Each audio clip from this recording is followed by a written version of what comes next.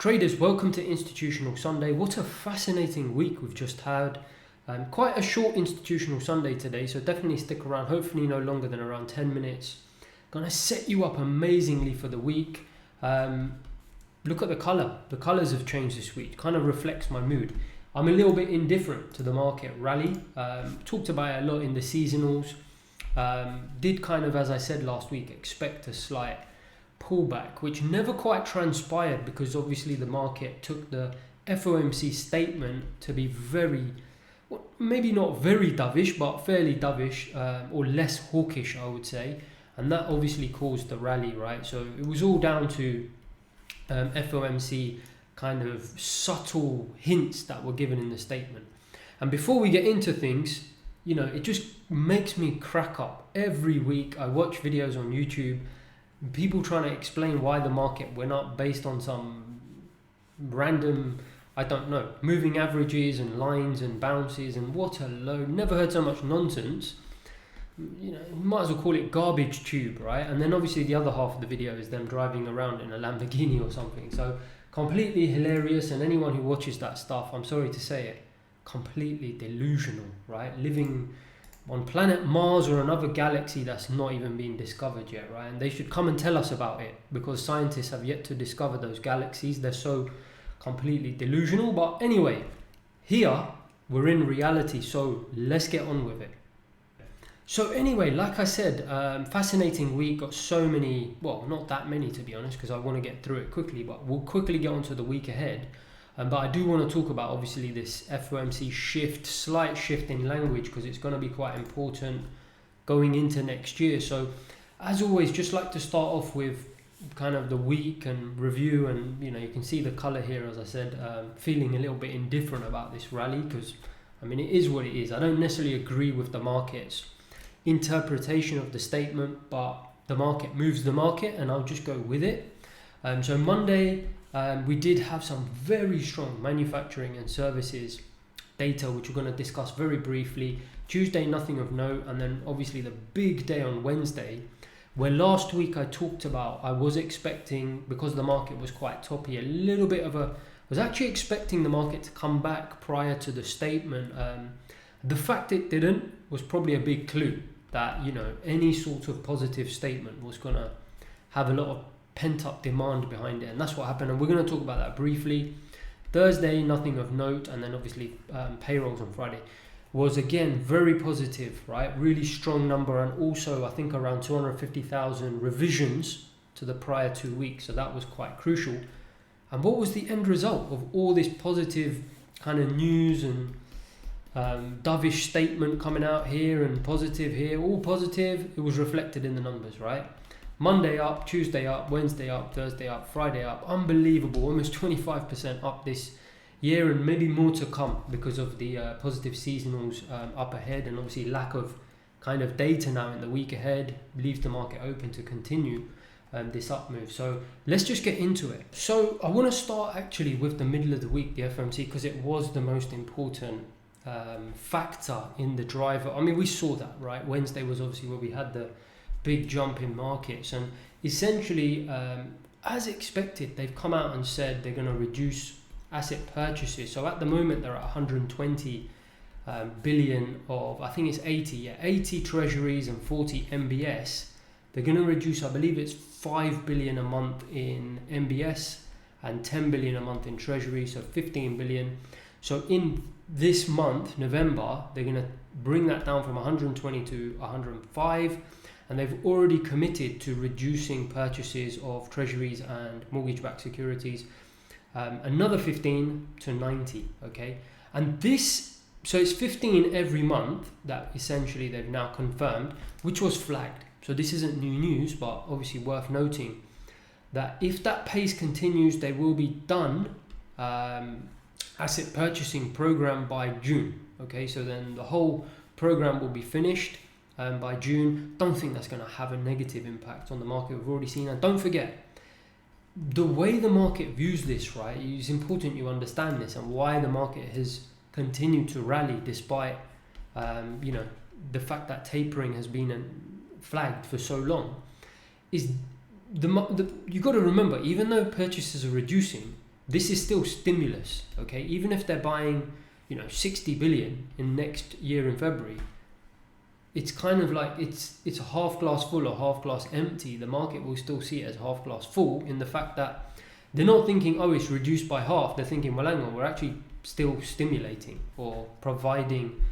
stimulus from the balance sheet to the economy. So it's still very, very positive. So that was obviously confirmed. Very clever. The Fed have been non-committal to everything past January, and that really leaves them some flexibility to act if anything should change. Now, I actually think the market was very positive for a couple of particular reasons. Number one, globally, right, a lot of central banks, in particular the UK central bank, have been talking about getting more aggressive because of inflationary pressures, right? So inflationary pressures have not only been in the US, but also in the UK and elsewhere, right, globally. And other central banks have been very, very hawkish about this, saying we're going to act and we have to act. And what happened? As far as I'm aware, the UK did not act, so that obviously acted as a positive. So a lot of central banks haven't really followed up with what they promised they were going to do. So the market have taken that positively. And also the FOMC reiterated in the statement that inflation remains transitory, okay? So they feel that this persistent inflation, next week, really important inflation data coming out, which is likely to show that inflation is persisting, although I'll show you why the market is not, or the Fed is not overly concerned about that. But the point is in the language of the statement, even though they changed it slightly by saying inflation is expected to be transitory. In the last statement, if you look at the prior meeting, they didn't use the word expected, they just said inflation will be transitory. Now they've changed it to expected. So they are slightly, giving themselves a bit of room to act just in case it isn't. But the point is that they still expect it to be transitory. So they're hammering that point home to the market. And I think the market obviously took that to be very, very dovish. And finally, the Fed talked a lot about full employment, right? One of their mandates is also obviously to keep inflation on average around 2%. They talked a lot about employment, right? So I think people are starting to think that the Fed cares more about employment right now than it does about inflation. And if you look at the employment picture, we're still 4 million off the pre-pandemic overall payroll number. So it seems to me that the market is taking this to be quite dovish, that the Fed is leaning more towards job growth and the lack of, in the bigger picture, versus inflation. Now, I don't think that the Fed has said anything that would suggest that was not the case. So I don't know why the market suddenly decided that this was the case and then obviously had a rally. To me, didn't really make sense. Doesn't mean you shouldn't be buying the market. I'm just saying that, maybe it was just me or few of us who actually thought this was always the case. I didn't really see anything in the Fed language that suggested otherwise. Having said that, even the bond market for once reacted in line with equity. So previously, as you know, we've been seeing the 10-year Treasury rate go up. I've talked about this a lot. And despite equities rising, the 10-year Treasury has also been rising because of the inflationary pressures. But even the bond market took the statement to be quite dovish, to be fair. So because, and you can see that we dropped off. And actually what really sums it up really nicely is this, okay? So one of the issues we had before, and I've talked about in previous Institutional Sundays, is there was a different market expectation for rate hikes next year versus the FOMC themselves. So the FOMC always, the midpoint of all this, the members was, I believe, around one hike next year, right? Was the midpoint, where the market was pricing in 2. You can see now, coming into the meeting and off the meeting, it's now starting to head down to below 2. So a lot of people are now aligning themselves with the FOMC. So can you see why I'm saying it didn't make no sense to me? Because the Fed was already kind of down here.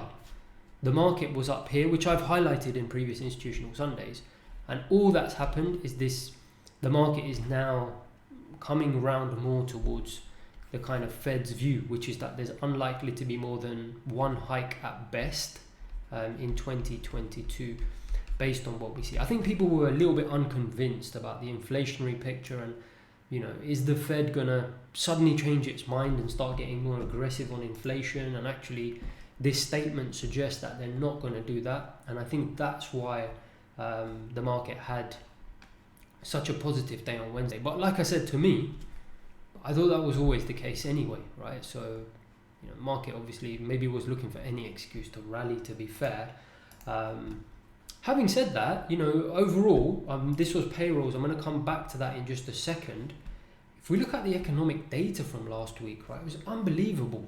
Right, Monday we had manufacturing and services, and if you look at the services number, 66.7, crushed expectations of around 61, 62. So high, right? And also, if you look at demand as part of the services, so new orders basically, very important component of the ISM services, which is this green one here.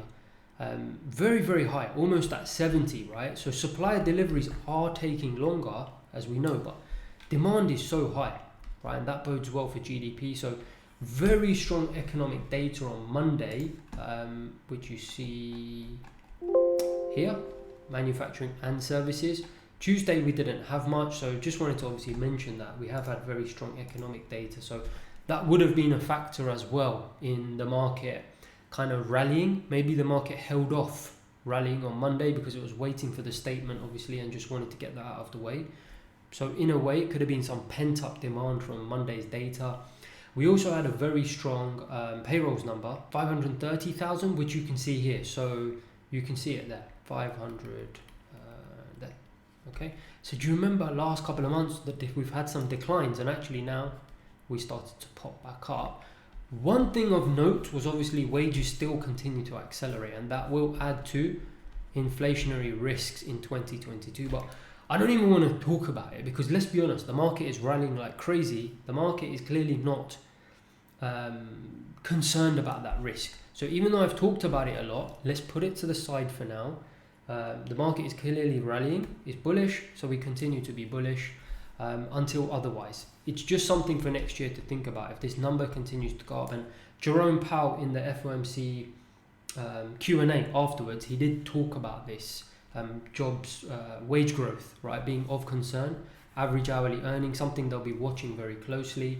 Positive thing about payrolls was it was very broad based, right? So every single sector of payrolls, private sector, was up, and obviously only government shedding some jobs. Finally, just want to talk about earnings, which is a little bit all over the place, apologies. I'm not going to talk about this much because we've still got a few companies left. Pretty much 90% is done now, but nothing new to what I've been saying recently. Obviously, you've got financials, energy and healthcare being the major performers. No surprise, right? Obviously, financials benefiting from the slight rise in yields that we've had, and obviously positive loan growth and companies doing well has obviously benefited banks, and energy benefiting from the rise in oil prices. Healthcare, obviously COVID kind of environment, obviously healthcare companies going to be doing well. Aggregate earnings surprise stays up there at 10%, 36% year on year, so very, very strong Q3. Interestingly, Q4 analyst estimates haven't risen as much, but we'll see what happens. So if that does, then obviously that will act as another supportive factor. That's pretty much it for this week. Hopefully that was useful. Like I said, I wanted to rush through it because at the end of the day, it doesn't matter. The point is the market went crazy last week, rallying, right? 2%. What is there to say? We're not here to say, the market might sell off this. It's so bullish right now, it would be foolish to even think about any negativity. I think the market is bullish mode is here to stay till the end of the year with the seasonals. So let's focus on the week ahead. The one thing the market will, I wouldn't even say focused on, but obviously just the one thing that is there as a kind of hurdle next week is the inflation number. So like I said, looking for a punchy number, 0.4, 0.5. Very punchy, yet the market seems to be ignoring completely inflation risks. Partly because I said the FOMC statement obviously suggests that the Fed is also not too concerned about inflation. So hey, why should the market be, right? Ultimately, the market doesn't set interest rates. The Fed do. So they're going to be looking to the Fed. And the Fed, again, gave some big clues that they're not really overly concerned right now. Why is that? Well, I found this picture. What a beautiful picture, right? So since last year, this is excess inflation over and above kind of the Fed's target. And if you look, we are currently something like 3% above target, as we all know. Where has that come from? It's all here. Look at this. This purple, so it's vehicles. Can you see that? And a lot of that is down to what? Supply issues. Okay, right? We all know this. Dealers are unable to get a lot of cars onto forecourts, and it's causing prices to do what? Go up. Obviously, if more people want to buy cars, then you're able to supply. Classic economics, demand and supply. It's going to cause prices to go up, right? Prices to go up. Obviously, this is expected to reverse back down to kind of more normal levels, right? What's going to happen when that happens? Inflation should tail off. That is why, in one chart in a nutshell, the market is not overly concerned about inflation right now. So even if this inflation number does come in high, so what? Is it really going to have much of an impact? It's one number. The market's already expecting or happy with high persistent inflation numbers at the moment. So, I mean, it kind of is what it is. So that's all that is for next week. I expect the market to continue to be extremely bullish. As I always have and said, the seasonals are likely to be strong. The only thing left really is for me to talk about performance from last week, as I always do. So let me just bring that over just really briefly. So that's 1st of October. Let's change that to, so 1st of November, right? The Monday, filter that out. So really quiet week for me, to be honest. Only traded a couple of days, 3 trades. Right, did okay, to be honest. Obviously going long of the market, and actually on Friday caught a little bit of a scalp, but 1577 for the week. Really peanuts week for me, including the $60 in commissions. So really, yeah, pretty quiet week for me last week. And some of that I was obviously caught by surprise. Like I said, just before I go, just finish off with this. As I said last week, I was expecting the market to just pare back a little bit going into the FOMC, and then obviously, as I said, I haven't got a crystal ball. Who knows what's going to happen after the FOMC? It depends what they say, and obviously they said something the market liked, and up we went, right? And then it was all fine. But just going in, and it caught me a little bit of surprise, so I was a little bit cautious about things. But look, anyway, I'll be back next week. Hopefully that's useful for you. Click the button to subscribe if you find that useful. Any comments, let me know. Have a great week.